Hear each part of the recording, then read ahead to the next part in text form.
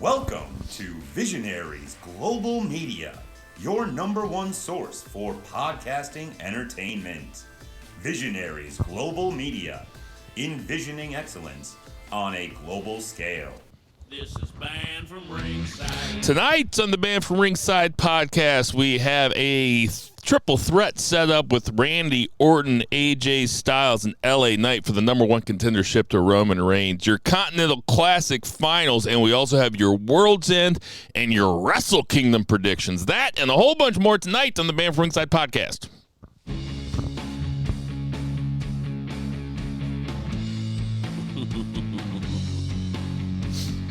Ditch that 9 to 5. It's time to feel alive. Hello, Marks. Welcome to the Banned from Ringside podcast. As always, I'm your host, Bill Vagey, a.k.a. Dick Smarks, New Year's rockin' Steve Blackman. And out there in Portland, Oregon, we have Two Beers, Zach Pullman. What's going on, Two Beers, Zach? That was a lot to unpack, man. Not much. Just like I was telling you guys before we started, I saw Iron Claw yesterday. And, a nice little, I like this week between Christmas and New Year's because nobody expects you to do anything in your work or professional life or in your private life. That you can just be. Pretty nice. Very easily could be the week of the year. And sitting to my left, what up, turd? We got Bogue Eastman. What's going on, Vice? Man, I'm getting really over that. Oh, you don't like the what up turd anymore? Done with the what up turd. Done with it? Oh, you never should have told me that. What up, turd?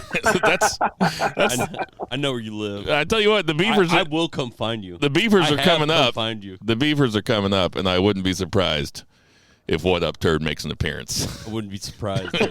What if come find you? Just a little preview for the Beavers. We were going to do the Beavers tonight, but we have no Jason Cornelius Bell. He had work stuff call him away, so you're rocking with us three tonight. We were going to do the Beavers because it would have been a good week and just do predictions too, but can't do the Beavers without Jason. So we're going to kick them down the road a couple weeks. You know what? I was going to give you a bit of a spoiler for the Beavers, but I'm not going to anymore. So we are coming at you from freezing cold St. Charles, Missouri. I hope everybody had a wonderful Christmas, a happy Hanukkah, a happy Kwanzaa, whatever you decide to celebrate. I hope that it was good. I hope that it was merry, and I hope that you didn't fight with your relatives too much. Let me make sure I didn't just screw something up here. Nope. Okay, I think we're good to go. So, without further ado, let's get to that 3 count. 1, 2, 3. Two Beer, kick it off. I'll just kick it off, do an AEW 1 count, which is not too common. But we're going to be doing predictions later, so we can kind of bookend the show here. But speaking of bookends, Rampage had a nice little bookend. Orange Cassidy and Rocky Romero opened it up, which was just pretty excellent, as you can imagine. That is just two dudes who are very good wrestlers, who have a very good chemistry as partners and as opponents. And I really dug this. And then we also had kind of a rematch from the ROH show, El Hijo del Vikingo versus Black Taurus to bookend this show. There was some stuff in the middle that doesn't really matter. But if you have not seen Rampage and you have the ability to go seek it out, watch those 2 matches because they were dope. Yeah, I didn't pay too much attention to Orange Cassidy versus Rocky Romero, but I can co-sign on Vikingo versus Black Taurus. That shit being on free TV a week after it was the curtain jerker at Final Battle, Ring of Honor, is really just a nice treat for wrestling fans in the modern day because these guys do shit that you don't see every day. Black Taurus is a tremendous base for Vikingo, who, for my money, is the best aerial wrestler going today. I don't think that I would get a whole lot of argument from that, but yeah, this was awesome. Love it. No, I think Taurus is the best base too. He has the best high flyer and the best base in all of Lucha Libre. So Black Taurus seems like he might have gotten himself a job. Yeah, he's awesome. He's fucking incredible. I love him. But yeah, that's pretty much it for Rampage. Just pretty fun wrestling show, and actually that's really what Collision was too. We're building to a pay-per-view. There's a couple storylines that are intriguing here, and we'll get into this with predictions.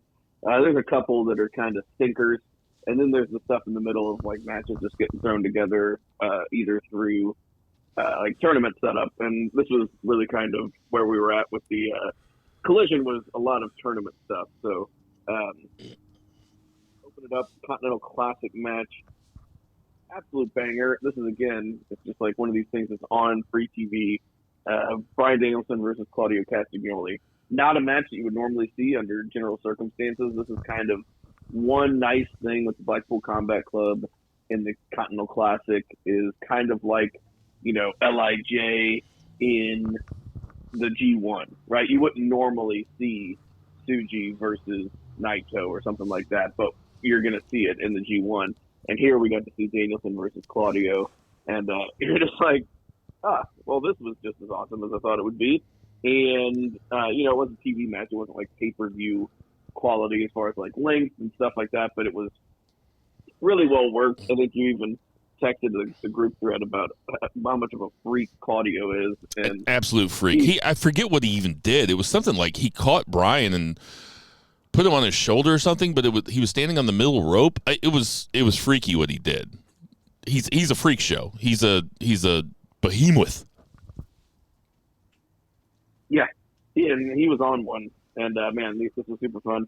Bryan Danielson won. Not a huge surprise there either. Claudio's pretty well protected, but Bryan seems to put over young guys and guys that like need a push. But when it comes to top stars, he's usually winning, which makes sense. So it made sense for him to advance in this also. What's funny is that during the Christmas week, obviously, like some of the podcasts that I listen to on a weekly basis, took the week off. So the other day, I just went back and picked a random-ass band from Ringside just to see where we were at. It was we were leading up to WrestleMania where it was going to be Daniel Bryan versus Edge and Roman Reigns. And we were talking about Fastlane, the pay-per-view that came probably 3 weeks before WrestleMania, and we were like, I guess it's going to be a triple threat between Reigns and Edge and Daniel Bryan. And me and you were both talking about the main event of Fastlane, which was Daniel Bryan versus Roman Reigns, and we were talking like, this is as good as WWE wrestling can get. We were just basically sucking Daniel Bryan's dick, which, like I've said before, back in 2009, Facebook shows you memories, and like I had a late night drunken Facebook post one time that was like, "Hey, attention WWE heads, this Daniel Bryan has the best matches," and it got like 2 likes because there are no WWE heads out there. It was probably like 4 a.m. when I was watching it, but this is even before I knew Zach. So I mean, like I've been on record. Daniel Bryan is good. Yeah, still is. Yep. Maybe the real deal best in the world, and he doesn't have to say it every time you see him. That's right. Anyway, we had a trios championship match where I really think they should have changed the title, but we did get a little wrinkle in the story, at least. Dante and Darius Martin, and then Action Andretti, which is, I guess, Top Flight as a whole, maybe. I don't know if they're all Top Flight. Anyway. They wrestled the Acclaimed and Daddy Ass, and they had to pull the tights, like Max Caster pulled the tights to get this one done. So there's a little wrinkle there where they're kind of hanging on by a thread. But man, I think it's kind of ready for a change. I know they made those fun belts that Scissor or 69 or whatever. It's all is what it is. But I'm ready for those belts are good for party matches, and the Acclaim and Daddy Ass, they just ain't it. Have the Acclaim go back on a hunt for a tag team belt, and just, Billy Gunn doesn't need to be out there with the championship belt at his age. He ain't Sting. He's fucking Billy Gunn. Yeah, I was hoping for a title change too. This would have been a good time to do it. I do like the story that they're telling. I wouldn't mind seeing the Acclaim turn heel. Might as well do it now. They're cold as shit. That's a good idea, actually. Yeah. That would get a lot of heat too, because they're just hot enough to generate some heat with a heel turn. No doubt. There was the old big guy match, which was pretty damn good actually. Brian Cage versus Keith Lee. Big dudes. It wasn't really a big meaty men slapping meat. It was like big guys doing things that they shouldn't really be doing. Right. Kind of match. But it was pretty fun. And again, just like, kind of going down the list, very solid wrestling on the show. Big time. As much as I think that Keith Lee is legit a weirdo and his character is very strange. But yeah, this match was really good. I'm on record as being a huge Brian Cage fan. I think that he is underrated and probably underused. Oh, beefers are coming up. I don't know, It's a beaver. Who knows? But yeah, this match was cool. Yeah, I think I wouldn't be surprised at anything that came out of Keith Lee's mouth. Like if you were just we're stuck in an elevator with him and he just talked about Garfield for an hour and a half, you'd be like, yeah, that's totally. Yeah, I can't believe they keep feeding him lasagna. I can believe that they keep feeding Keith Lee lasagna. I mean, well, I don't think Keith Lee is saying no. Homeboy needs to chill out on the Zags. On the Rayos. Okay, what's next? Oh man, there we get I talked about how good the wrestling was on this show, but then you get Christian Cage out there, and the sports entertainment aspect just gets just as good as the wrestling. Dude, he comes out with the prodigy Nick Wayne, and he's the patriarch, and then he comes out with the matriarch. And even though Dana Wayne doesn't do an amazing job as a promo, it was totally serviceable. It got a lot of heat, and Christian's line about how what did he say? He's he scored whenever he won the match. And he's I scored that night, and then I scored another way, and I was like, oh god, so good.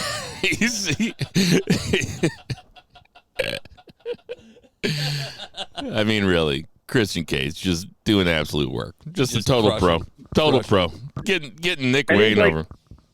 And Nick Wayne's right there too. He's just talking about the whole time. What's so funny is Christian has such riz that he manages to just denigrate this boy's dead father to the point that he is now the father figure and banging the mom, seemingly right in front of the son. Yeah, I mean, what's he gonna do? He's a kid. Dude, he's got his hands behind his back. What a storyline. This shit is why I love wrestling. You can't do that in any other form of entertainment and make it work in the way that it works in pro wrestling. It is that's 100% true. Wrestling is the strangest thing in pop culture on the planet Earth. I stand by that. That's why I love it. And Christian, might get a couple beefers of his own. Oh yeah, he's in line for a beefer. Who wants a beefer? This is the beefers. Oh man, that's a good drop. I'm ready for that one to come back. Yeah, for sure. Then we had another Continental Classic match, Daniel Garcia versus Brody King, and this was good. I mean, these guys both did a fantastic job in the tournament.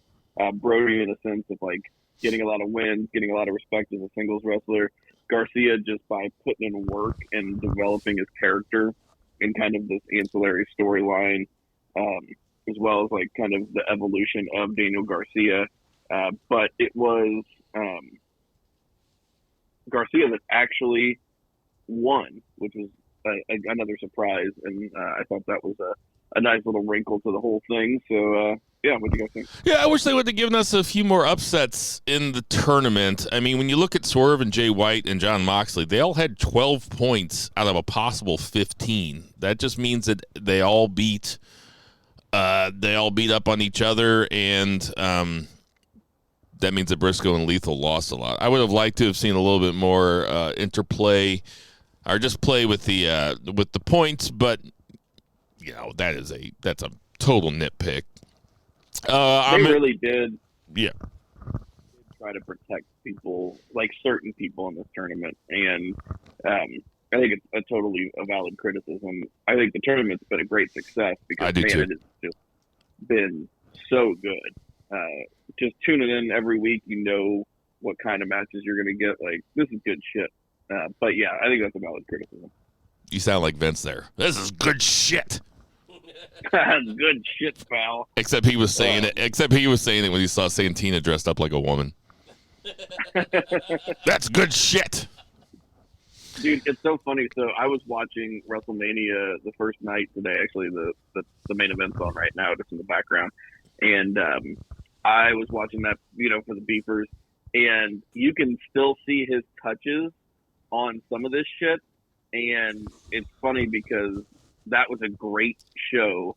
But WWE is so much better than it was even 8 months ago. It's crazy without him. It's so much better. Anyway. That's another thing that happened when we were talking about that fast lane, which, like, by the way, I do not remember that pay-per-view at all. But, like, we were killing the pay-per-view, just absolutely killing the pay-per-view. And in fact, I think I admitted, like, halfway through the conversation, I was like, I didn't watch the first 5 matches. I was like, sorry. But you guys were killing the pay-per-view, and we were just killing Vince. We were like, this sucks because Vince always does this, X, Y, and Z. And, yeah,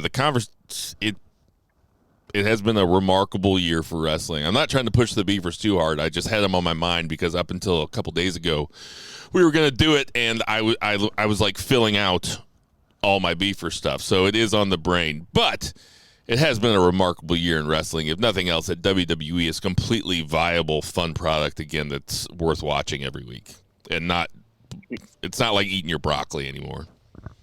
Not at all. Yeah, I, too, have the Beefers on my mind and my mind on the Beefers. So. We don't even talk about the women's tag match. It was there. And then we had main event, which was another Continental Classic match. This time, Andrade El Idolo versus Eddie Kingston. And now that I am looking at it, I remember that I did not watch this match. I paused the stream, and then I never turned it back on. So what happened? Eddie Kingston goes over, gives Andrade tons of offense, wins with the backhand thing that just never looks very good to me, although he hit Brian with one last night that was pretty tough. Yeah, this was another stellar entry in the C2 matches that I'm going to keep calling it C2 until it sticks. But I've heard some guys in the company call it C2 in promos and stuff. Yeah, I didn't think that I had made it up, but I like it because it's easier than saying Continental Classic, and it kind of sounds like a G1 ripoff, which is exactly what it is. What it is. So, yeah, this match delivered. Tony Khan's like, Dad, can we have G1? And Shad Khan's like, we have G1 at home, and it's just the C2. Right. It's like when my parents got me a lotto jacket when I asked for a starter. Exactly. What is the name of Kingston's backhand? What is that move called? The spinning back fist. Is that the double whopper with cheese? Just lumpy mashed potatoes. Oh, man. Who knows? Is it the McDouble? Oh, I'll take a McDouble with some fries. I'll take the McGangbang. Give me the McDouble with some fries. That's my Eddie Kingston. All right, yeah. Collision was really good. Really good wrestling on Collision. And I mean, Vikingo and Black Taurus. I mean, Rampage and Collision. Shit. I mean, there's so much fucking wrestling. So much good wrestling. Dynamite. It was New Year's Smash. This was hit and miss. But when it hit, it hit. Yeah. And when it missed, it missed. So, but you know, it was a good show. It was a fun night. It opened up with a fantastic match that was unlike anything we've seen in the tournament so far. It was John Moxley, Swerve Strickland, and Jay White three-way to advance to the finals of the C2. And this was a tournament of no interference. It was a tournament of decently technical wrestling for the most part. This was a flat-out brawl. They really went with the no DQ aspect because it's a triple threat. Jay White was just laying dudes out with chairs. John Moxley finally got to go brawl in the crowd like he loves to do so much. And he's been jonesing for it. Yep, you can tell.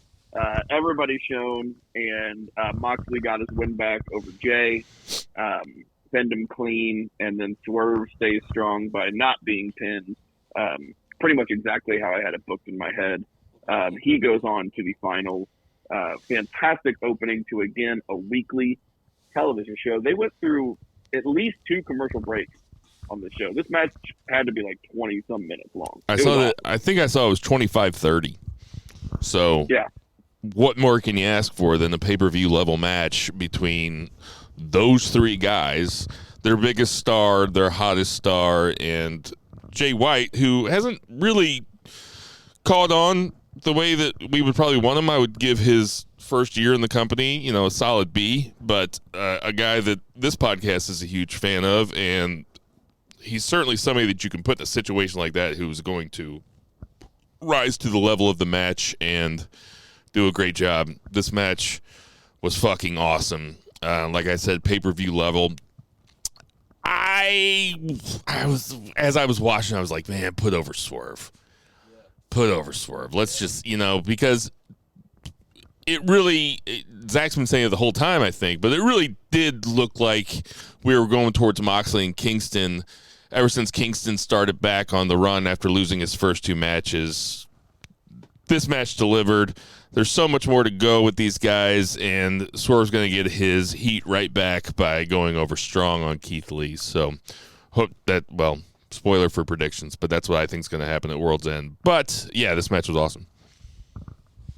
Yeah, totally. And then Mariah May, they had a little thing with Swerve, but basically it was just a promo that said that he's going to face Keith Lee, like you just said.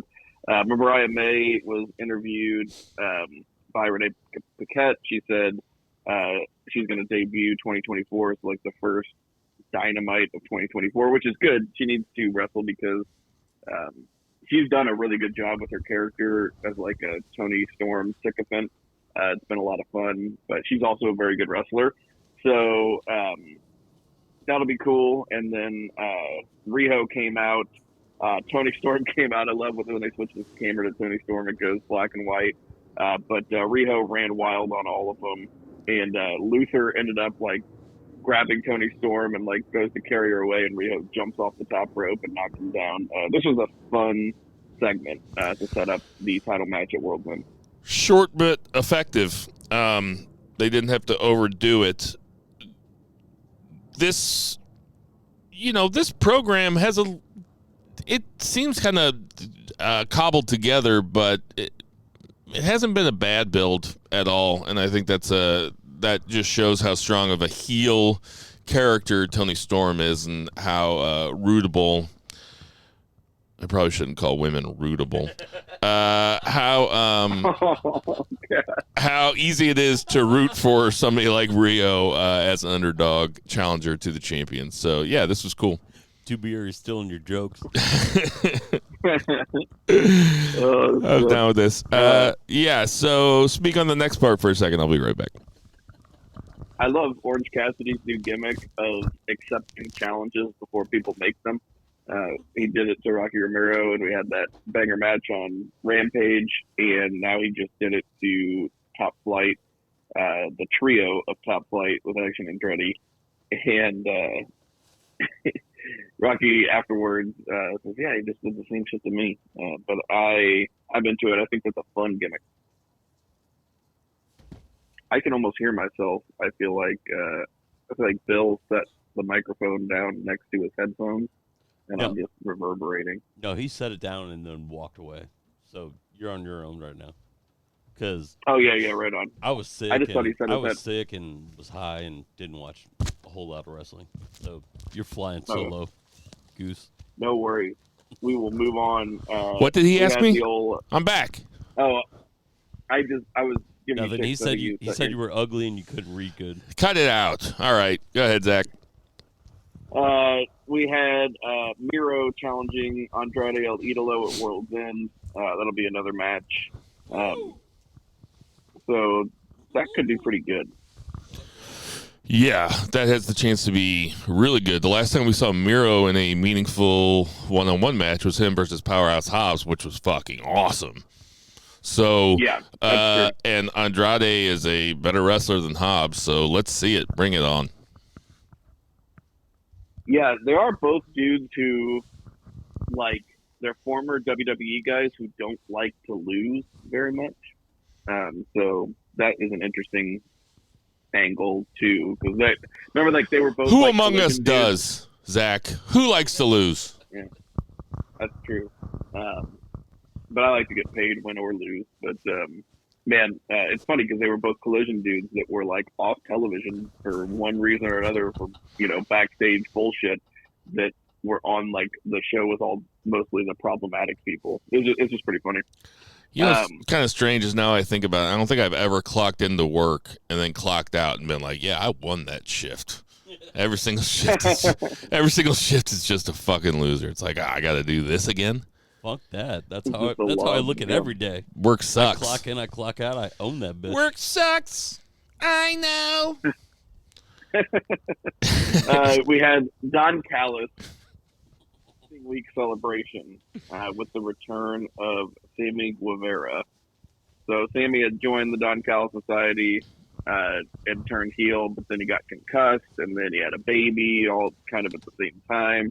And basically, this was Sammy turning babyface, coming out and talking shit to Callis. Starts getting beat down, but Jericho comes and makes the save with the baseball bat. Then we have La Sex Gods, as a tag team, which kind of works because Omega's out for the indefinite future, and Jericho needs a tag team partner. So it would be really funny if they had like a running tally, and it's like it shows at the bottom of the screen how many heel and face turns Big Show had career, and then like the running tally underneath it was Sammy Guevara. It's like, oh, he's a babyface again, huh? Okay. The old Paul White method. Like when Jericho's music hit, I was like, fuck. I was like, okay, I guess he's a babyface again. I don't know. It seems like, it seems like he switches a lot. I will say that I'm a little disappointed that Hobbs and Takeshita both had big, meaningful wins, and the creative that followed up those wins has kind of not done them any favors. Don Callis is still the star of that faction, and they're still just seen as two little minions when really both of them have had stuff that AEW easily could have built off of, and they just either there were extenuating circumstances or they just chose not to, which is a shame because there was definitely some foundation there that they could have done with both those dudes. Yeah, you're right about that. Neither one of them feels like they're doing anything right now. I did forget that Starks and Big Bill are the ones that came out and beat them, Sam and Jericho up, and then we had the return of Darby Allin and Sting. So seems like they're moving away from the Jericho Omega, and it looks like we might get like a multi-man tag team. It'd be pretty interesting. Be kind of cool if Sting and Darby won the belt, but I don't really want Starks and Big Bill to lose them either. So I'll tell you what, Don Callis kind of was stealing Christian's gimmick here, just straight up telling Sammy Guevara he's going to be a terrible dad. Like, not really giving any reasons. Just be like, you're going to be a terrible dad. You're going to fail at this just like you're going to fail at being a father. It's like, what the fuck? Come on, Callis. So good. Give Don Callis more fucking mic time. Oh yeah, I mean every week it could be him and Christian battling for who's the most despicable piece of shit in wrestling. Oh man, I would love to see them battle each other. Both as heels. That'd be so good, dude. Him versus Paul Heyman, just going back and forth between the companies. No, It'd be but awesome. But right now, Callis versus Christian would be a really funny thing. Oh my God, we'd be laughing every night and flinching. Like Roderick Strong is out there saying Max is the devil, and dude, at this point, Roderick Strong is just like that kid who like farted on the bus, and he's yelling that somebody else farted just to cover it up. He seems like he's definitely the devil. Oh, I guess I really wasn't thinking that way, but I really I've kind of stopped caring. In fact, at this point when I was watching Dynamite, I was like, you know what they should do is never end this. Just never shows who the devil is until they can sign Hornswoggle. and two of them, Yeah. so they can stack them on top of each other like minions. Oh God, like 3 raccoons in a trench coat. That'd be hilarious. We had a fantastic C2 match. This was the Blue League final. This was Eddie Kingston versus Bryan Danielson, and holy shit, these guys just laid it all out there. Man, this was good. Just hard chops, good wrestling, and we did Eddie hit him with the double whopper with cheese and power bombed him. I love that. Yeah. That's so good. Trademark BFR. We were both laughing. Sorry, Zach. Zach paused for us to laugh, and we were just both off mic laughing. No, On mute. No, I wasn't. I wasn't pausing for a laugh. I was pausing because I was reading results. But we did have. He was looking at porn. He is in the finals. Yeah, as always. But yeah, Eddie's in the finals with Moxley. Pretty much just like I had predicted, because I am the smartest man alive.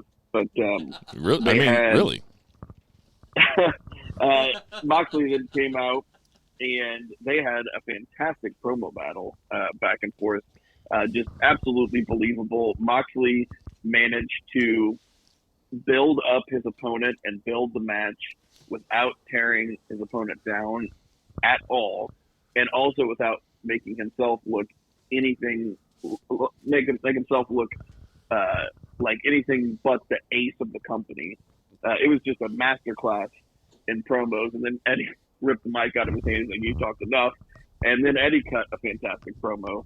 And there's something about Eddie's believability that he feels very genuine, and maybe part of it is because he did the thing that Bill talks about all the time, where he says something smarky, where he's like, I think, what did he say?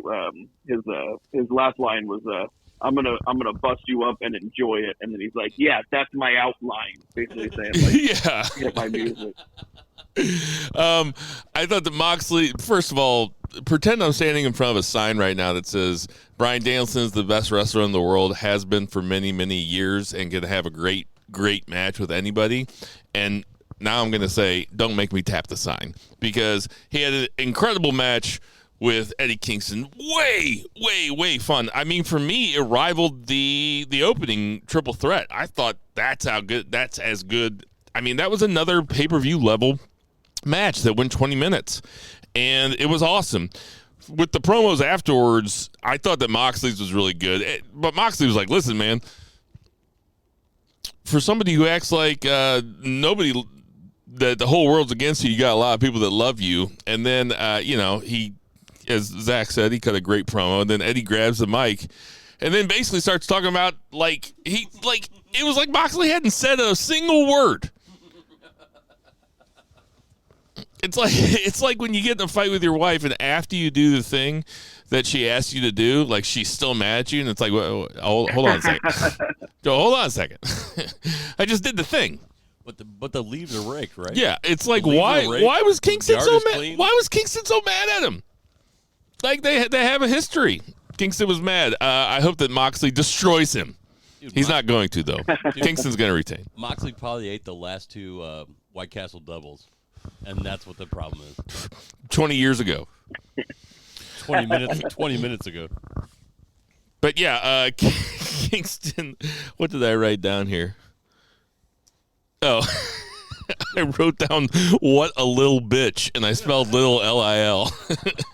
Oh my God. Anyway, great segment. Kingston's so mad that Moxley smoked his last half of a Newport. Right. He put it out on his shoe, and then he was going to save it for later. He put it out before offering him the last hit. Sure, you don't want to hit this butt? You want to hit this butt? Christian Cage is backstage, or somewhere. He's somewhere with Lexi there, asking her where Renee is, and then whenever she goes to respond, interrupting her, which I thought was very funny. And then Adam Copeland, or Edge, comes in and just completely destroys him. So, as someone with such a heated blood feud should, like, there shouldn't be a backstage sit down. Like, they're getting ready to fight. This was perfectly done. Let Christian do what Christian does, and then have Edge really sell the ferocity of the match. I'm looking forward to this match quite a bit. I think it's going to be awesome, and I can't wait to see what the angle is, because there's going to be an angle. Yeah. Be a good match. Chris Statlander and Sky Blue had a pretty nice little match, and Tinder Mahal posted in our group chat and said that they returned to Sky Blue and Rhea Ripley, and I was like, oh, I don't know. And then I watched this week, and then she has metal music that she's coming out to, and I was like, oh, okay, yeah, maybe. So yeah, that seems pretty accurate. They're like, hey, it's working over there. Yeah, Sky Blue goes over. Julia Hart is there with her. I still don't know why Sky Blue and Julia Hart are on a team together. Was it because of that mind-altering stuff that Julia Hart did? Is that what it was? Yeah, I think it was the myth. Okay. All right, yeah. Cool. Sky Blue goes over. What do you guys think about the old Ruby Soho Cool Ange angle you got going on? I mean, is it just that they like each other? Yeah, I think it's like they like each other and they're dating, and nobody else likes it. Like, their friends don't like it for whatever stupid reason. Yeah, I've never been there before. Yeah, I'm down with any story like this. Any sort of sports entertainment-y type shit. Yeah, you can give it to me as long as it's on the undercard. Yeah, it seems a little juvenile, but it's also showing nice little mix. And then we got Harley in there for some reason. I don't know why she's not on TV more often. Yeah, I know she should be on TV a lot more. That's cool that she has been added to the mix. And then main event time, we had Ring of Honor World Tag Team Championship match. MJF and Samoa Joe versus the Devil's Masked Men. And when I said this was a show of hits and misses, this was a big old miss. So, again, MJF's partner is taken out. MJF has to go it alone. But unlike every time that he's done this, he is beaten, but he's also beaten by people we don't know who they are, and that has no heat. And now they have the ROH tag titles, and we don't even know who they are. There was no payoff here except the title change. But then the after-match angle was good, because Samoa Joe got a lot of heat, because apparently he's been in on this thing since the start. And he smashes him with a chair, much like Seth Rollins did to Dean Ambrose so long ago. Just smashes him in the back with the chair and leaves him, pretty banged up, and gives him the muscle buster. And Joe was already a monster going into this, and MJF's kind of coming in as an underdog, beaten up as the world champion. So pretty classic babyface heel psychology. Pretty good. Joe also is one of those guys that is just so fucking cool that even when he's a heel, he has a hard time getting heat because people just like him so much because he's fucking awesome. So him doing this was a good way to get heat going into this weekend. This Devil's Masked Men thing, I can't believe they even did a match, let alone change titles. Who do you make the check out to? Who does it say on ROH's website that the tag team champions are? Yeah, it's like It's like I saw somebody describe it as like we have vacant at home, and it's like vacant, but Right. like, it's just like an actual person.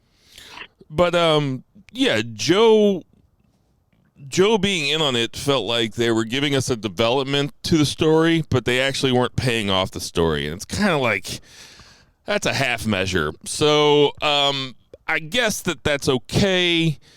I wasn't the biggest fan of it. Joe sold it, of course, because Joe's good. MJF sold it. This has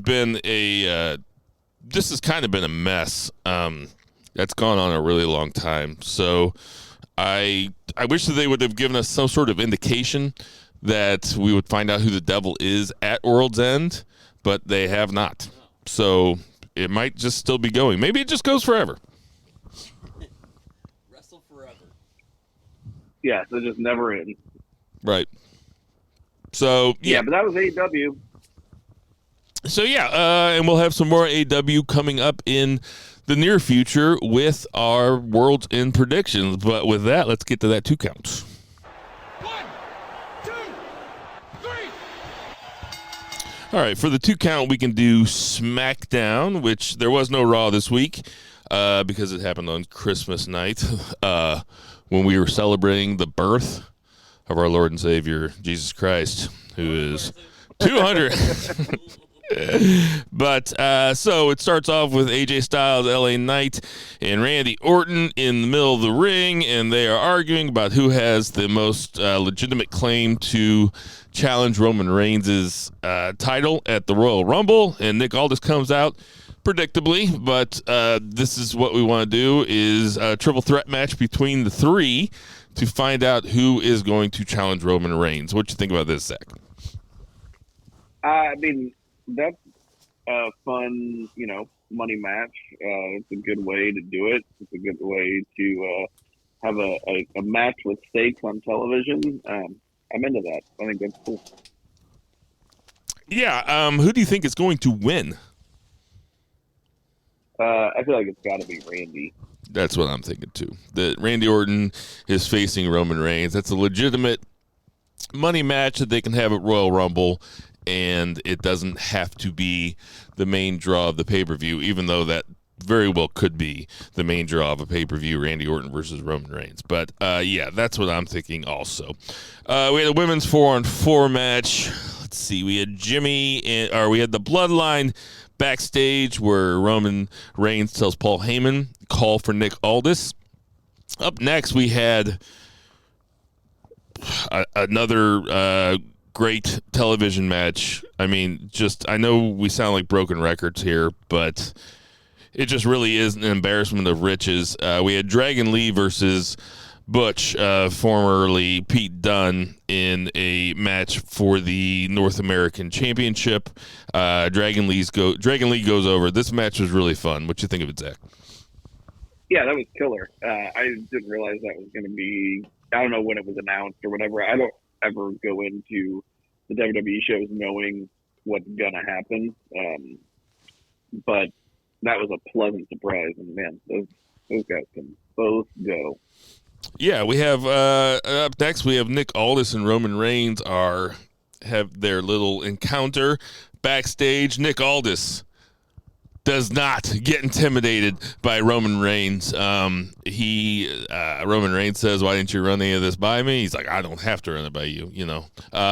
Some very WWE ass stuff, which is the GM in the back talking to the big bad heel champion. What you think of it?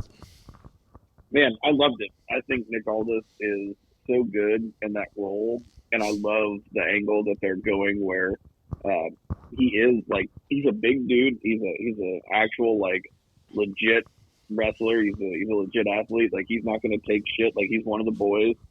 He's not going to take shit even from Reigns, who's this huge megastar and is such a bigger star than pretty much anybody in wrestling, and maybe since Cena, as far as he's just that dude now, where he wasn't historically. But anyway, he's just not intimidated by him. He's just like, yeah, we're going to do things, my show. And I think Reigns is really good at being this he really is great at acting like this huge megastar and kind of acting like a diva, and seeing that interplay whenever things don't go his way. He does a really great job acting that out too. So yeah, I'm into it. Yeah, no doubt. This was a good segment. And continuing the record skip that we have here, we have another good television match with Kevin Owens versus Carmelo Hayes. Kevin Owens goes over in the in the tournament to find out who is going to challenge Logan Paul at the Royal Rumble. So now, well, I won't get into the next match yet, but KO goes over. What do you think about this match? Yeah, it was really good. This is a really good show, and hard to root for. I like both these guys a lot, and I think the crowd liked both these guys a lot. So it was kind of a full-on babyface match. But this was kind of Kevin Owens' tournament to lose, and Carmelo Hayes was there to shine in defeat, and he certainly did that. I could see Carmelo being in the Rumble for sure. Yeah, definitely. And I hope that we do see it. That would be a fun surprise entrant. I hope that if we do see it, they don't announce it ahead of time. But, yeah, like you said, KO's tournament to lose. Logan Paul cuts a promo afterwards, but he says that KO is the type of guy that doesn't take his shirt off in the pool, which I thought was really, really funny. Up next, we have AJ Styles backstage with the OC. AJ Styles acts like he doesn't want anything to do with them, so I guess that's a story that they'll tell going forward. Kind of forgot the OC was around, so yeah, not much to say here except that looks like AJ is going his own way. What do you think, Zach? I mean, Gallows and Anderson are just happy to be collecting a check and not having to wrestle. They're like, they only do stuff with him whenever AJ is on TV. Like, they are not hurt or anything. It's just AJ wasn't around. And, I mean, they're fucking carny till the end. They're like, yeah, that's fine. We don't have to travel. We can just sit home, collect the check. They're good. Yeah. Up next, we have the other semifinals to the Logan Paul sweepstakes. We have Bobby Lashley versus Santos Escobar. Santos Escobar ends up going over after he gets saved by your boys, Angel Garza and Humberto Carrillo, the Los Lotharios. Happy to see them called up. I am a big fan of that team. What you think here? Yeah, very exciting. You know, if this was, 8 months ago, like we were talking about, and Vince was around, and be like, oh, they'll get 3 weeks of TV and then we'll never see him again. But they are super talented, and especially with Santos in there, and they've got this. I feel like they have like a good kind of Latinx crew right now that they can move forward with and really kind of capture that Hispanic audience, and also give us very good wrestling. I'm all for it. I think it's a winner.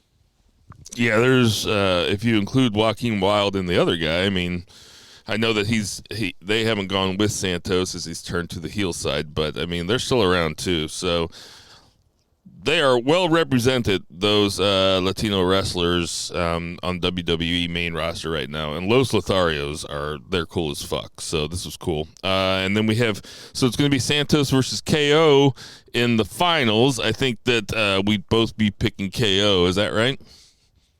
Yeah. Yeah, but it's going to be a cool match, and I am looking forward to it. That's happening at day 1, correct? I think so. Up next, we have... So I wrote done. So we have Butch backstage with Pretty Deadly. He starts fighting them. Nick Aldis tells Butch to grab a partner, and he can face and they can face Pretty Deadly at WWE Day 1. So, who do you think that Pete Dunne is going to pick? Butch. I mean, he has a partner. Or he had a partner. I guess are him and what's his name split up now? Ridge. Yeah. Well, Ridge had a big angle on NXT recently, and they've said that he's going to be on NXT next week also. So, But I mean, there's guys that are on, like Dragon Lee and those guys. They're all on both shows. Yeah, So I mean that is true. It doesn't seem like that backstage setup would lead to him picking Ridge Holland, though. I feel like they could do like a cross promotional angle. I know they just did it, and I said I didn't like it last week, but he was the guy that was wrestling with the Pretty Deadly. I forget which one, but whenever he got hurt and like tore his back or whatever, and so maybe they could have him like kayfabe injure him again, and then. I think it would be cool if Butch chose Tyler Bate, and we had Butch. Oh my God! How great would that be? Butch and Tyler Bate as a tag team on the main roster, I think would be super sick. Oh, that would be so much Holy fun. shit! So much fun. Yeah. Then we have Logan Paul cut his vignette about Santos Escobar and Kevin Owens. I already said the best line. Logan Paul. It was a really good little vignette. He is hilarious. Yeah, it was very good. And what's funny is I'm also that guy. But what you can do now that's very handy is I wear rash guards, which are SPF, and there's like a total reason to wear it in the pool besides the fact that I'm fat. I don't have to put sunscreen on. I didn't realize that struck such a nerve with you. No, I just think it's funny because doesn't feel that way. I felt seen. I'm not mad about it. I laughed as hard as anybody. I feel seen. We have AJ Styles versus Solo Sikoa. It all breaks down. I don't even know if a winner was declared, but SmackDown goes off the air with AJ Styles, AJ Styles, Randy Orton, and LA Knight just kind of shoving each other in the ring. Not much to say about this. AJ Styles and Solo, of course, can go together. I wish that there's something left in the tank if they want to revisit it in the future, though. No, this is like a really good episode of television, and then they announced that main event, and I was like, well, this is all leading up to like nothing. So I knew that we weren't going to get a finish. Like, right. They're not going to meet AJ, and they're not going to meet Solo. So it was just that part was kind of very WWE. That's one thing that AEW doesn't really do is when they give matches, we get finishes. Right. 99% of the time. So I do like that. But, I knew what was happening going in, so I wasn't mad about it. Right. All right. That is our WWE recap. Let's get to that 3 count. 1, 2, 3. 3 beer. What's the 3 count? All right. We have Wrestle Kingdom, which is, for the uninitiated, the WrestleMania of New Japan, and it is a fantastic way to kick off a new year. It is always January 4th. It is always at the Tokyo Dome. It is, interestingly, just one night this year. Last few years it's been 2 nights, but we just got one night here, and it's always fantastic, and it's interesting because when we do things like the Beefers and we look back at a year at wrestling, it seems so long ago because it was just a full year ago. But anyway, get right into it. We'll get in. You want to just get into predictions while we talk about it? Yeah, let's go. Let's just start with predictions. All right, great. So first match, we are going to have the IWGP Junior Heavyweight Tag Team Championship match. Catch 22, which is TJP and Francisco Akira versus the Bullet Club War Dogs, which is Drilla Maloney and Clark Connors, who are the current champions. What you got? So, the War Dogs, I'm happy to see Driller Maloney and Clark Connors in this kind of position. I'm happy to see them get a Wrestle Kingdom match on a single night. I'm guessing that this is the curtain jerker? Yeah. And just for reference, the current standing between the War Dogs and the Catch-22 is 3-0 War Dogs. Yeah, I am picking Catch-22 here. This would be, if this is the curtain jerker, a title change here would probably be the, best way to go to goose the crowd a little bit. So I'm going to take Catch-22. Yeah, I'm doing the exact same thing for the exact same reason. So, Jason also had Catch 22. So we are in agreement there. Looking forward to this. I'm sure this is going to fucking rule. Yeah, another match that's going to rule because it always does, and this is about the best match that you can have for this legend. We have a New Japan World Television Championship match between the champion Zack Sabre Jr. and the challenger Hiroshi Tanahashi. Tanahashi is just his body's given out. Tanahashi also the new president of New Japan Pro Wrestling, so that's pretty cool. He's the shoot president. So that's pretty dope. And their singles record is 6-5 Tanahashi. I have a feeling Zach is evening up the score here with this one. So you're taking ZSJ? Yes. As am I.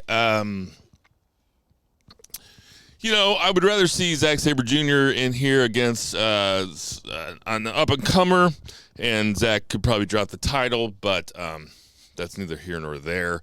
They're going to give Tanahashi the spot on the biggest show of the year. Makes sense. Tanahashi becoming legit shoot president of New Japan is very cool. It might symbolize that they're going in a different direction. Might help if they're trying to re-sign Okada, but I am taking ZSJ also. Jason also taking Zack Sabre Jr. What's next? Next we have Yota Tsuji versus Yuya Uemura, and I mean, very cool to see these guys having a match together at Wrestle Kingdom. This has an opportunity. I don't want to say show stealer because there's some really excellent matches on here, but it's a dark horse for like a very excellent match. These guys were both young lions at the same time. There was a G1 where they basically opened up every match or every night of matches by just trade. They were just doing like 10-minute draws, and it was awesome. I watched every single one of them. I freaking loved it. And then they were just trading wins back and forth. They would just go back, forth. Right now, these guys, their New Japan singles record against each other is 15, 10, and 22. They have had 47 matches against each other. This is match 48, and it's at Wrestle Kingdom, and they're both still rookies in their wrestling careers. That said, it would be cool to have Uemura get like a kind of a surprising win here, but I think this is all Yota Tsuji for sure. Yeah, I think it's Yota Tsuji also. Did you say that they have 22 draws? 22 draws, yeah. Is that because they were in those matches that were like 5-minute matches? No, they were 10-minute matches, 10-minute draws. 10-minute draws, huh? That is wild. Have you heard about this thing that WWE might do that's called WWE Speed? Where it's like, I think the time limit is 5 minutes. And like they're trying. I think it's 5 minutes, and they're counting like points for like pinfalls and stuff. It's like a 5-minute Iron Man match, it's like kind of a thing. I gotta say, kind of into that. That sounds cool. That sounds like a cool little. Different. Yeah, it's something different, and it doesn't. I didn't roll my eyes at it when I first heard it. Not at all. And one of my favorite parts of Stardom is that high-speed title. And those are not 5-minute matches. And I don't even think they're necessarily time limit any different than the other ones. Maybe a little bit shorter, but certainly than like the red belt or whatever. But they're just high-speed in the sense like it's almost like they're cruiserweights, but they're going to go fast. But I think that's a cool thing. Like, I'm all for innovation in pro wrestling, and that sounds pretty neat. Yeah, I'm into it. What match were we talking about here? Oh, Yota Tsuji. I too am taking Yota Tsuji, and so did Jason. So we are on the same. We are 3 for 3. Come on, let's mix it up. What's next? All right. Next we have Kaito Kiyomiya and Ryohei Oiwa versus House of Torture, Evil, and Ren Narita. Wait a minute, is it not Shota Umino? It's Shota Umino. Why does it say? I'm on the New Japan website. That's weird. It is, but it says Rahio. Yeah, anyway, it's Shota Umino. So that said, I don't even care. got Shota and Kaito. I haven't put thought into it. I always bet against House of Torture because I hate them. So I will always bet with my heart here. Yeah, I mean, I hope that Shota and Kaito Kiyomiya win. Kaito Kiyomiya, for being a guy that's in Noah technically and not in New Japan, getting a G1 slot and then getting a match on the Wrestle Kingdom card, really with nothing at stake, kind of seems to me like it's in the cards that he is going to sign with New Japan. But that being said, taking House of Torture, so is Jason. Rin Narita being in House of Torture is a big disappointment. I think that we talked about it sometime, but they like House of Torture. I see House of Torture going on. So does Jason. Hey, we're changing it up. Then we have a never open weight championship match. Shingo Takagi challenging Hamatonga. Their current singles record is 1-0-1, with Takagi having 1 win and they have 1 draw. So, you want to go first? Yeah, I'll go first. Wish this match wasn't Tamatonga. I wish it was Shingo versus somebody else. It's a little bit more exciting. But again, there's only one night of Wrestle Kingdom, so they're giving their veteran stars matches, a lot of them. But I am taking Shingo. I really hope that Shingo wins. Jason also took Shingo. Yeah, I really hope so too. And actually, Shingo is the champion. I'm sorry, it's not Tamatonga. I don't know what I was thinking. So yeah. Anyway, yes, I absolutely want Shingo to win. I will rarely bet against Shingo, but with my heart with that guy, love him. Jason taking Shingo also.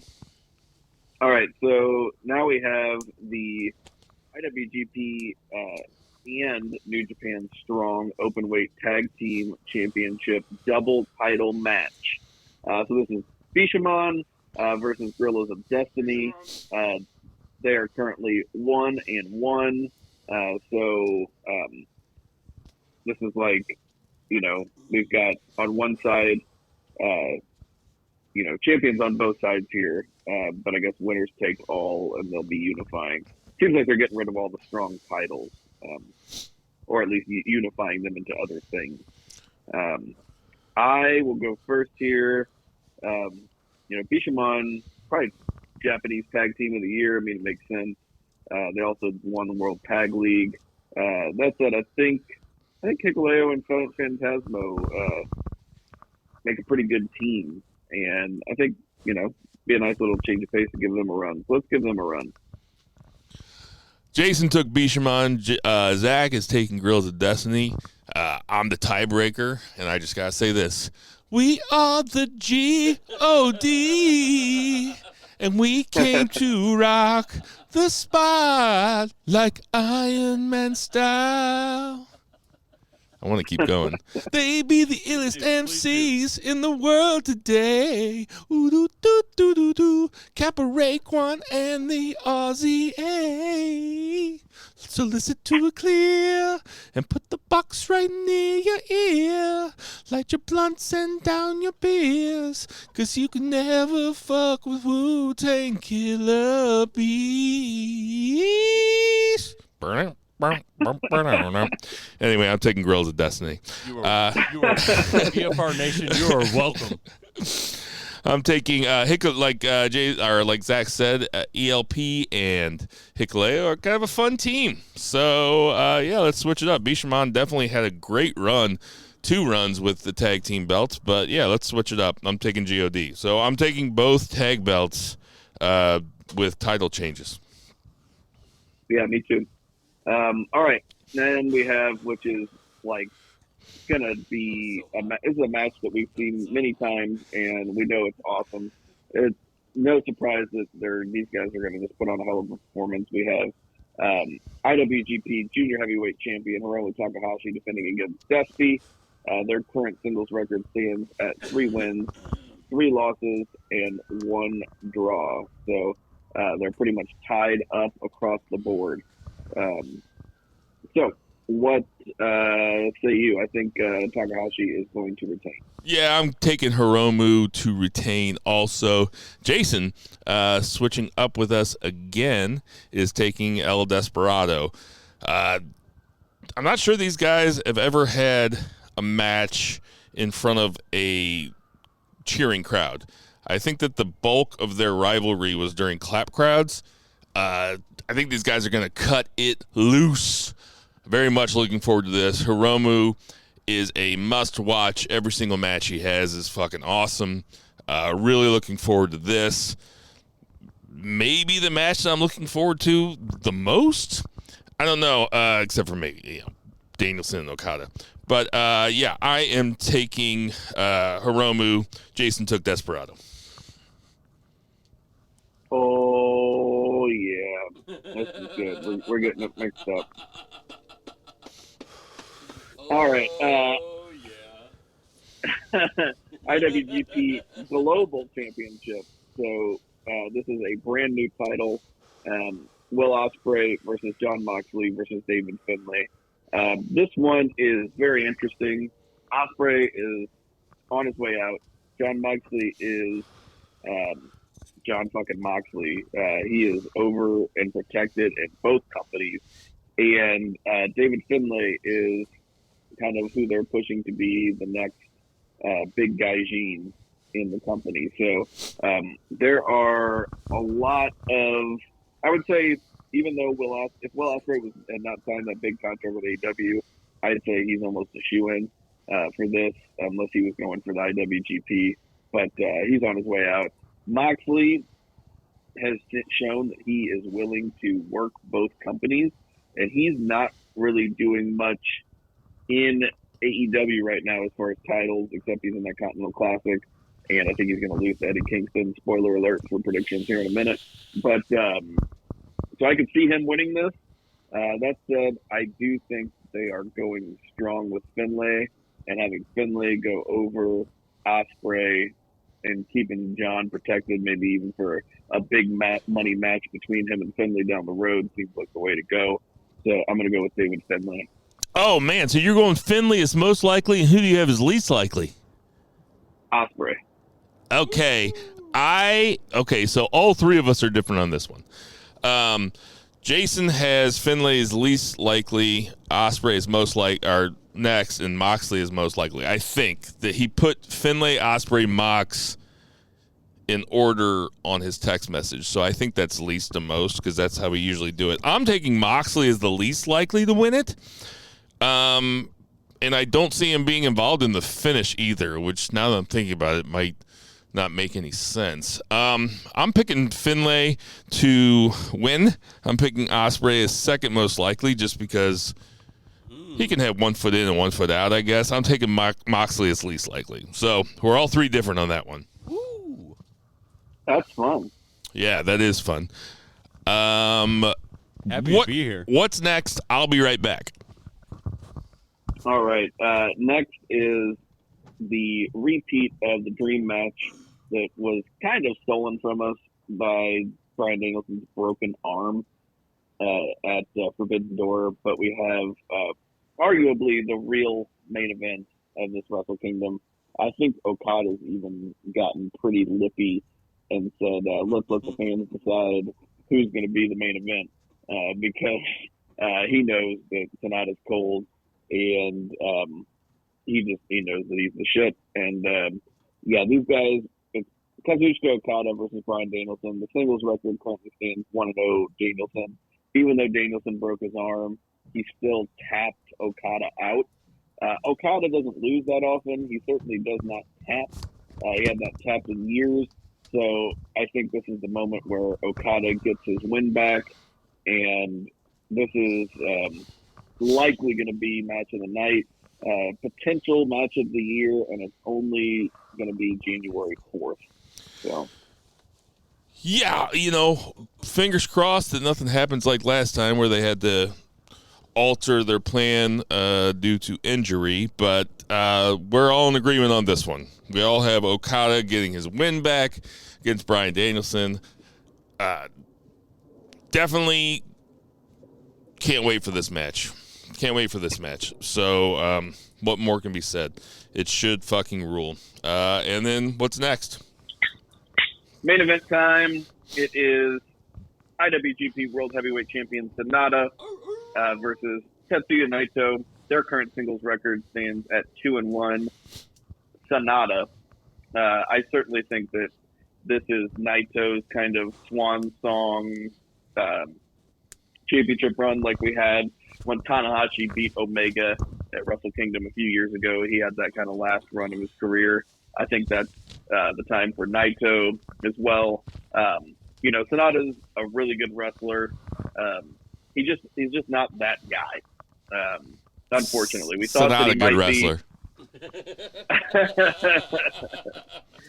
Oh, but he is. He's so good. And the matches that he's had with Okada, and I think one thing that hurt was he was really kind of wrestling a lot of the younger talent and really helping to get them over. And like in the case of Yota Tsuji, I think Yota Tsuji got over more than Sonata. Definitely. Sonata's, he's just not the most popular guy in the company, even though he's the champion. He carries himself well. It just ain't clicking, and it ain't clicking for business. And I don't even really think it's his fault.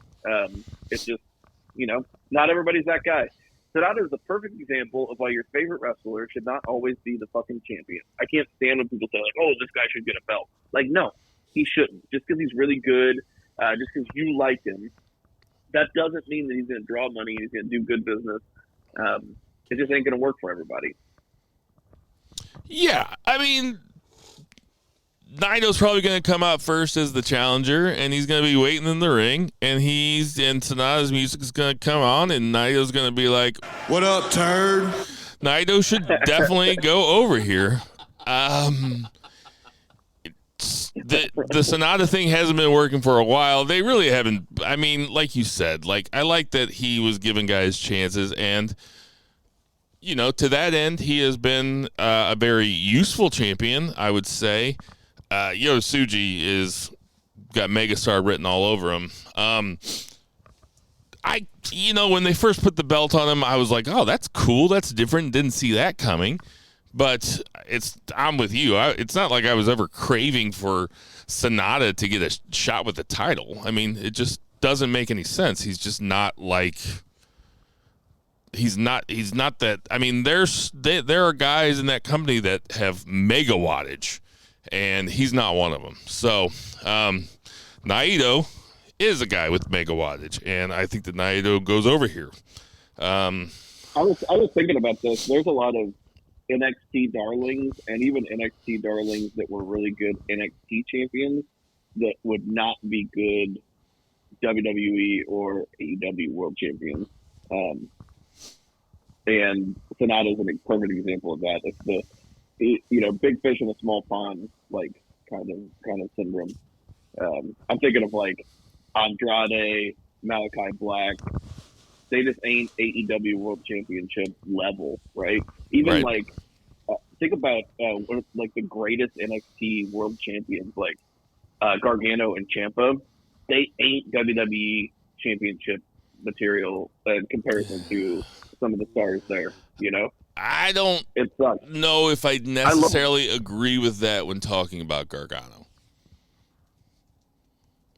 You could build a smaller company around him. I just don't know. I don't know. Sami Zayn could have been, but yeah, I don't know. I was just thinking about that. Maybe I'm just getting cynical in my old age. Well, the thing is, nobody can be champion while Roman Reigns is around. Yeah, I just think of stardom the AEW or the WWE has right now with Cody and even Brock and those guys and the part timers and it's Rollins and it's just a lot. They haven't really gotten an opportunity to shine like that either, so I could be being unfair. But when I think about, I think I was just kind of comparing Sonata. I'm Sonata would have been amazing in NXT, but he just ain't it, on a bigger stage. Right. Okay, so that's Wrestle Kingdom. That will be showing very, very early in the morning next Thursday. So. Oh, so when we do the pod, it will man, I don't even know if I'll have gotten a chance to watch it by then. Yeah, I know. It kind of sucks, but we kind of have to do the analysis. The people come to us for analysis. Give them what they want. We got to give them what they want. What they need us for. We're journalists. That's going to do it for our 3. I'm like training a guy, so I can't even like really do a 6-day. So, well, anyway. Yeah. Well, we'll talk about it. We'll get it done. That's going to do it for our 3 count. 1, 2, 3. This is banned from Ringside. Oh, Zach's not going to be able to watch Wrestle Kingdom before the podcast next week? Unprofessional bullshit. So, let's play some music for this one. It's the wrong fucking music. That's what I get. All right, so we have World's End, which is this Saturday. It is a 9-match card. So, let's kick it off with Hook versus Wheeler Yuta for the FTW Championship. FTW rules. Who you got, Zach? I'm going to go with Hook just because what else is he going to do besides be the FTW champion? And Yuta is also the pure champion, so it's not under pure rules, so he can't lose his title. So they're just both champions with different rules. I don't even know what FTW rules are, but I'm going to go with Hook. I think FTW rules are you have to go to Taz's house and just start eating out of his pantry. You just gotta you guys gotta smoke a cigar and you gotta eat 3 pounds of salami with no water. and two plain Pop-Tarts. What did you say? Smoke a cigar and eat 3 pounds of salami with no water.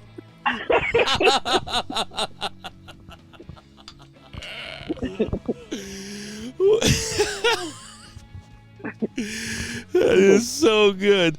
All right. Yeah, we're all taking Hook. Okay. So up next we have Ricky Starks, Big Bill, and the Don Callis family versus La Sex Gods, Sting, and Darby Allin. Jason took the faces here.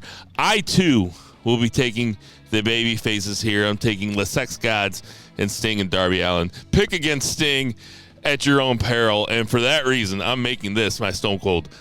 No, I'm not doing that. I'm taking the baby faces. Who you got, Zach? Yeah, I will. I'm not betting against Sting. Probably won't even bet against him in his retirement match. No, you know what? I am making this my Stone Cold Lead Pipe Lock of the week. Oh, everybody taking the baby faces. Here we go. Up next, we have Toni Storm versus Riho for the Women's Championship. Who you got, Zach? Toni Storm. They're going to keep this thing going. Rio's a good challenger. They're going to have a good match. So. Yeah, everybody's taking Toni Storm here. Makes sense. She's an overact, and she's pretty cool. And like I said, Rio's a good challenger because people can get behind her. There ain't no way that Rio's win this. I'm making this my Stone Cold Lead Pipe Lock of the week. All right, yeah, that's right. That's 2 of them. I get as many as I want. I'm down by so many. We have Julia Hart versus Abaddon for the TBS Championship. Who do you have, Zach? I'm going to say Julia Hart, and that's my Stone Cold Lead Pipe Lock of the week. I, too, am taking Julia Hart, and I, too, am making this my Stone Cold Lead Pipe Lock of the week. Jason also took Julia Hart. Up next, we have a singles match that's got Angle written all over it, but could be a really cool match. We have Miro versus Andrade. Jason is taking Miro here. This is a tricky one, and this one could go either way. I, too, am going to take Miro for storyline reasons. Who do you have, Zach? Yeah, same. I had Miro even before I heard you guys say it. Yeah, it makes sense. I'm not going to make that my Stone Cold Lead Pipe Block of the Week, though, because I can see it going either way. But this next one is going to be my Stone Cold Lead Pipe Block of the Week. We have Shane Swerve Strickland versus Keith Lee. The weirdo Keith Lee. That's what his name should be. I'm going to take Swerve Strickland here, getting his shit back. Who you got, Zach? His eccentricity is limitless. I got Swerve. Swerve in our glory. Would you like to make that your Stone Cold Light Pipe Block of the Week? Too bad, you already used it. Jason, it's so cold here. I think Liv Morgan was listening to Swerve's album recently. Oh, did she get a DWI? No, she got pulled over though for driving I guess she was improper lane usage, but she got pulled over and she got arrested for weed. Oh, Liv Morgan, what you doing? Up next, we have. I'd like to find out. Christian Cage versus Adam Copeland. Zach, you get to go first. Who you got? Oh man, I don't think this title does anything for Copeland, and Christian is just on such a tear right now. I think it's perfect to keep this thing on Christian, even though Copeland's coming in hot and he got screwed out of it the last time. I'm still going with Christian. Yeah, so am I, and so is Jason. This belt is beneath Edge. He's too big of a deal. Jason was here, he'd be going, whoa, whoa, whoa, whoa, whoa. And I understand that Edge is a big deal. I just don't see him holding this title. And Christian should keep it. There's no reason that Edge should win here. Up next, we have in the C2 finals for the triple, what do they call it? The Triple Crown. We have Eddie Kingston versus old buddy Jon Moxley. I will go first. I cannot see Jon Moxley walking around with the Ring of Honor Championship. I'm not sure why, though, but it doesn't feel right to me. I'm taking Eddie Kingston to retain. Yeah, I mean, so Whopper of the month. Two things, actually three things. Eddie Kingston put his titles on the line to make this a Triple Crown championship. Two, this is a pay-per-view in New York. Eddie Kingston is from New York, if you couldn't tell. C, Eddie Kingston absolutely, like Moxley said it, his idols are, Triple Crown, All Japan, Kings Road, that's his shit. This tournament was pretty much made for Bryan Danielson, but it was made for Eddie Kingston to win. And this championship is folks. Eddie Kingston. Yeah, so we both have Eddie Kingston. Jason Cornelius Bell also has Eddie Kingston. Do we have anything different yet? No. Nobody has anything different. I don't think we're going to either, because we all took Eddie Kingston, and then finally we got MJF versus Samoa Joe. Jason took MJF. I, too, am taking MJF. I just don't see them taking the belt off him right now. Who do you got? Yeah, I've got MJF. Again, this is a New York crowd. MJF, from Long Island. Also, Samoa Joe's a fantastic contender for the title. And I think he could be. I think he is that guy. I think he could be. For sure. But there's a lot of people on the horizon for MJF that they're building towards, and there's a lot. He's got a few more months of matches. They're going to be doing these monthly pay-per-views. He's got to face Wardlow. He's got to face maybe Hangman. He's got to face Swerve. And so I just don't think Samoa Joe's the guy to take it off of him. So yeah, MJF. I'm taking MJF also for all those same reasons, and Jason has MJF too. So we all have the exact same picks right down the line. I think they might throw a couple matches on the card because they tend to do that, or maybe even just one more. I feel like they've been building that House of Black FTR match up, so they might throw that on the card too. Not that we need to do predictions because it's not official, but Right. that might be a match where we pick different people. But All right, and that's going to do it for our predictions tonight. It's cold out here. We're going to close up shop with no odds and ends. I mean, we could talk about some NXT stuff that happened. I guess the most important thing is that Ilya Dragunov is going into that match with Trick Williams next week, very injured. So keep your eye on that. Some good stuff happening there. We got a really short list of birthdays this week. Ray Fenix is 33. Justin Roberts, the Dapper Yapper, is 44. Jimmy Hart is 79. And good old JR, Jim Ross, is 72. Hey, everybody. We know there's tons of podcasts to listen to, so we appreciate you guys listening to ours. For my beautiful family in there, for Check. Jason Gordon, well, for Tinder Hall, Check. for Lucha Chris, for Check. Murray the Murray Man Murray, for Check. Patriot Pat, Check. for Vice, Check.